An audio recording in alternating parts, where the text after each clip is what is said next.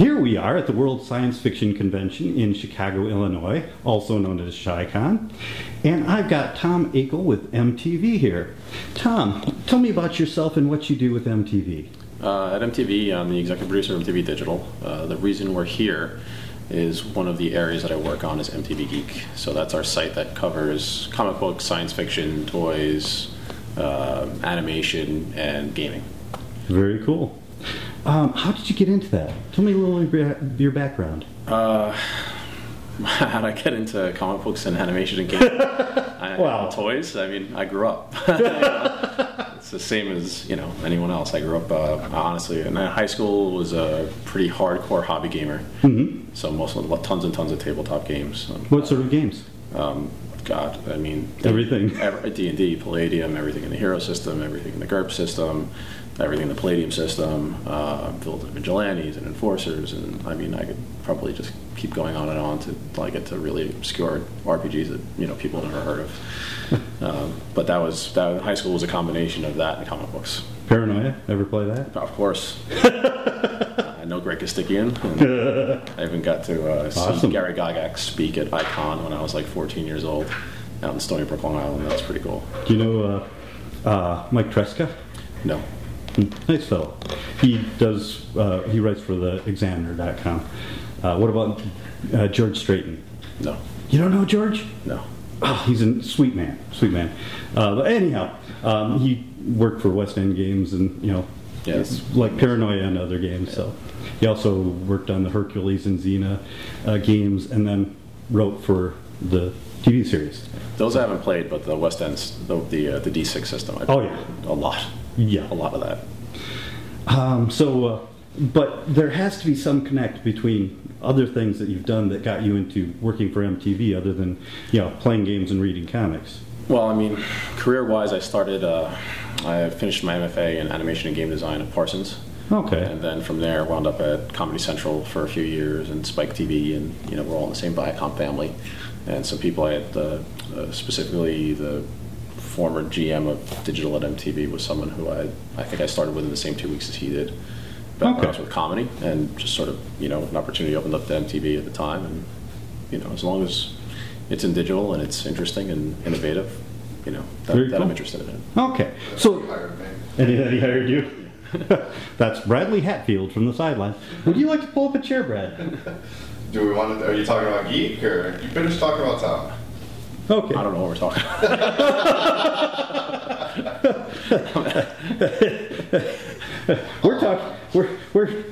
We're just having a little fun here, a fun chat. So if you can, I need to. He's never going to fit in this shot. Oh, let's say that I can prove you wrong. But tell me a little about yourself, Bradley.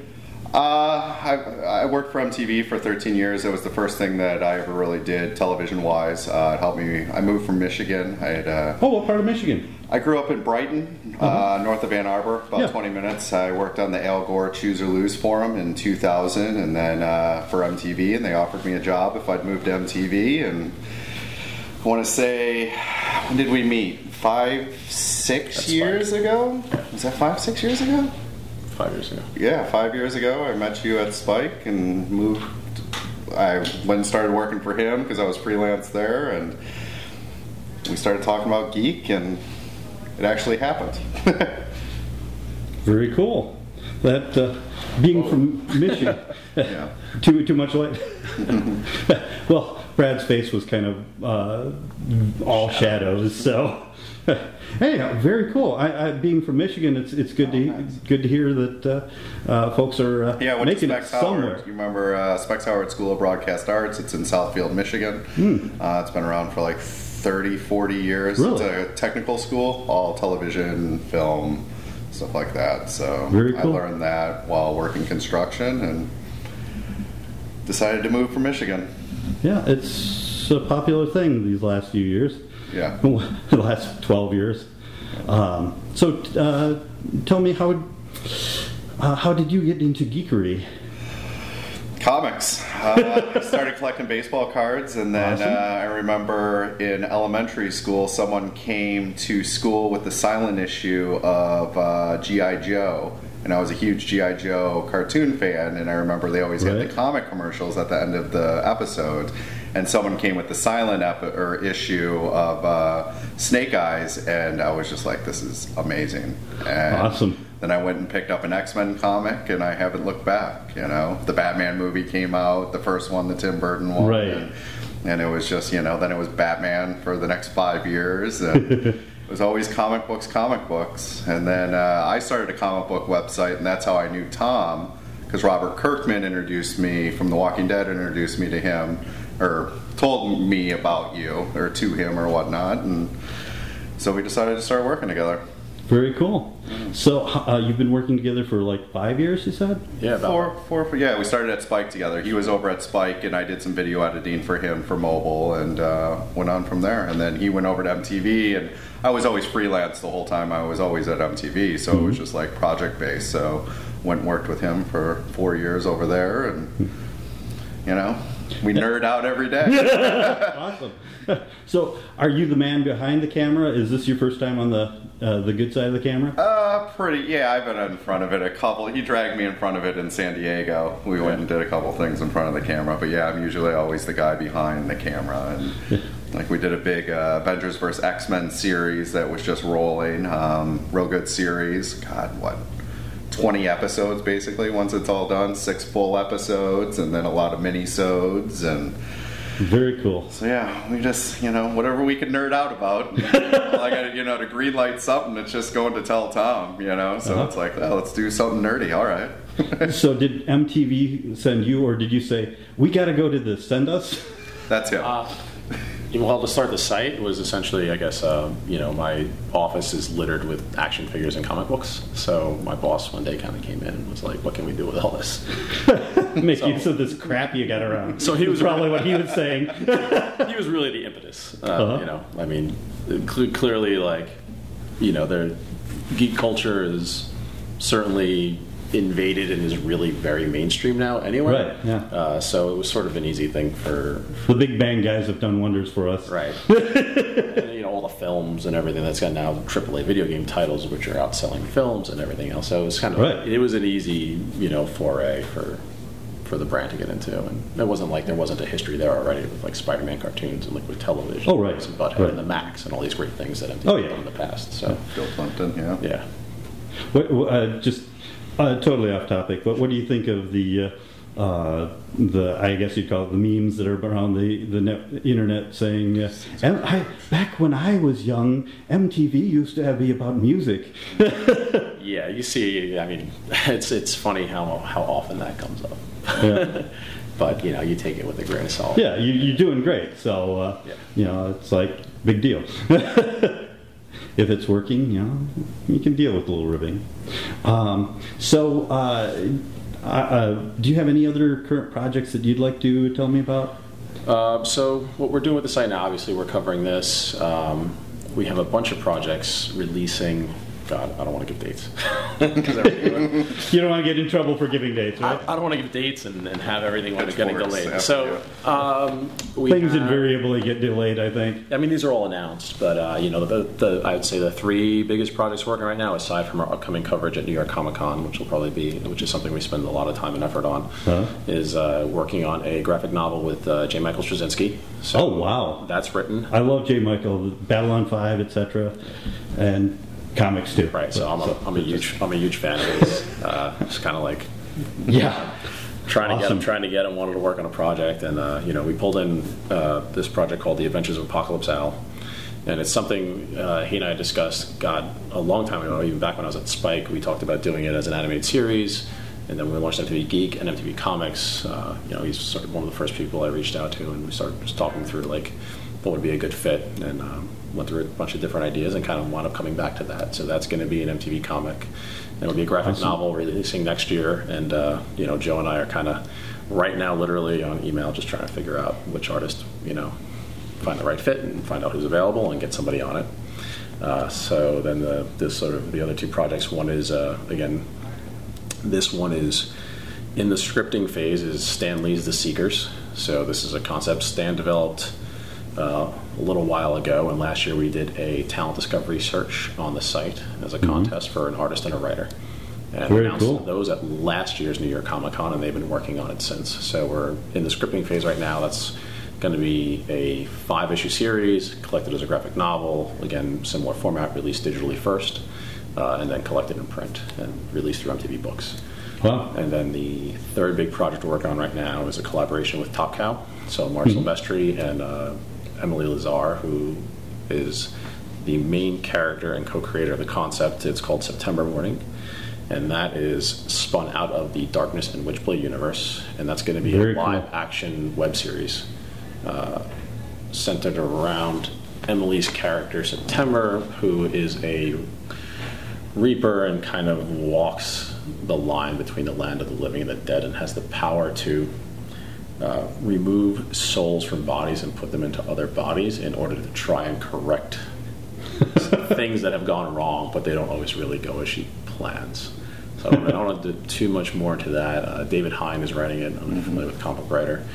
And that series, we're kind of in pre-production now, and we'll start to roll out. I'm going to go ahead and say spring. Very cool. Well, Tom, I know you've got to run really soon, so let me wrap up the interview with giving you the opportunity to talk about something weird and wonderful that your fans might not know about, that would probably be really geeked about. I guess the thing that's sort of the thing I guess related to geek that is probably the most personal to me is the ability to share what we do and the work that I get to do with my kid. So he's really into games. He's 11 years old. He loves the site, and his name's Jason. And being able to work with him on game design, we design lots of games together. Really? Actually teaching him like Unreal and Unity, and we've designed some board games together. And he's become a really big Star Trek fan, and even though he can't read the books or watch the show, he's a big Game of Thrones fan. But very cool. He knows what the characters are. He's got the calendar in his room, and he plays the card game. He just did 2 weeks at Dungeons and Dragons camp. Dungeons and Dragons camp? Well, there's a very cool. There's a hobby gaming store in our neighborhood called the Brooklyn Strategist. So they offer they offer a week at his shop camps where the kids can come down and play anything they want. He goes down and plays Dungeons and Dragons. Awesome. So I think that's sort of him. Working on something like MTV Geek and then having someone who appreciates it so much, so close to me is probably the coolest thing that I can do. I understand. The love of a child for their father enhanced by the love of their chosen profession. And when it's gaming, it's totally geeky. I love it. What about you, Brad? I'm going to do a complete 180. I got married in March to my wife, Lale. She hates everything to do with geek. She thinks I work on a playground and I don't have a real job. She thinks it's cute. So it's been interesting in the last, couple years. I've gotten her into it a little bit, and I got to name drop her a little bit today, so that was kind of cool when we were interviewing George R.R. Martin, and she hates fantasy. I mean, she hates it with a passion. Dragons, she's always like, oh, what is he, a dragon rider? Like always being a smart ass. And she loves Game of Thrones, so it was nice to incorporate a question into George, asking the question, why is the appeal so good, so broad with Game of Thrones? Because you have my wife who hates Lord of the Rings. All she thinks they're doing is just walking from point A to point B throughout the whole movie. So what the fuck's the point of this? And then, I'm excited to get home because she won't let me watch Doctor Who without her, which is another show I've gotten her into. She just loves that Matt Smith. He's just adorable, that boy. So, I'm just excited I found a girl that I'm slowly transforming into a mild-mannered geek. That's about it. That's... And why didn't you bring her here to meet George Martin? Exactly. She would never come to something She like wouldn't this. come? No, when I took her to New York Comic Con, she saw that there was massage chairs So that's where she went for 2 hours and got back massages the first time I took her to New York Comic Con. Oh my. Yeah, she gave me my own geek room. She doesn't want any of that stuff in the living room, in the bedroom, anything. She wants a door that she can close it and not have to see it, which is fine. But she lets me do whatever. As Tom knows, I have an insane, crazy collection. So, yeah. If she lets me hide it, that's fine. I think you got a good shot at winning her over, because if she likes the Game of Thrones and such, she'll crack. My sister-in-law my brother owns 2 comic shops, and she was never John Cleese British humor fan, and before they got married, they went to Scotland on their honeymoon, and John Cleese was at their hotel, and they're dancing, and he danced with her. I didn't know about this till years later, but my sister-in-law said, "Oh yeah, I love John Cleese. He's great." And it's like, when did this happen? Well, on our honeymoon, we met him and I danced with him. I was like, and it changed everything. Exactly. So you start, oh yes, my husband was involved in an interview with. Yeah, you win her over. I can see she's cracking already. She loves it. Yeah. So yeah, she's even more than Game of Thrones. If she's into Doctor Who. I could believe she fell into Doctor Who, and then we went back and watched old episodes, and she's still Matt Smith's her favorite. She does not like any of the previous Doctors. Not even Tom Baker? No. Oh, my heart is broken. If she'll like Matt Smith, I'm happy. That's fine. It's fine. She doesn't need to watch the old episodes. But if I can't watch that, tonight, or is that last night? Last night, the new episode, the new season came back last night. So it's DVR'd, and I can't watch it until Thursday when she gets home. So it's fine. Very cool. Well, you brought up a topic that I find interesting. How did you two meet your wives? Obviously, his is not geek oriented. I suspect yours. No. She's a family. I'm friends with her family. Oh, okay. I just met her through friends, her relatives. So nothing geek related. No, not at all. Those geeks around like me who sometimes need help with suggestions on women. Winning the geekette or non-geekette is even more of a challenge, I'd imagine. Well, I was dating somebody who already thought I was cool, because I was already hanging out with all her family. Very cool. What about you, Brad? We met online. We're part of that generation now, so that happens a lot. I would have never met her any other way. She's Persian. She grew up in Iran, so she moved to the States when she was 13, and the type of girl, growing up in MTV, working there wise, this is not the type of girl you would meet, or I would have met. So I understand. She was a keeper from day one. Yeah, very cool. Yeah. Well, do you folks have anything else you'd like to mention before we close? Visit geek.mtv.com. Geek.mtv.com. What about you, Brad? Same. All right. MTV Geek. Well, you guys are awesome. Thank you so much. Thank you. And from Chicago, Illinois, the World Science Fiction Convention, also known as ChiCon 7, this has been The Weird Review.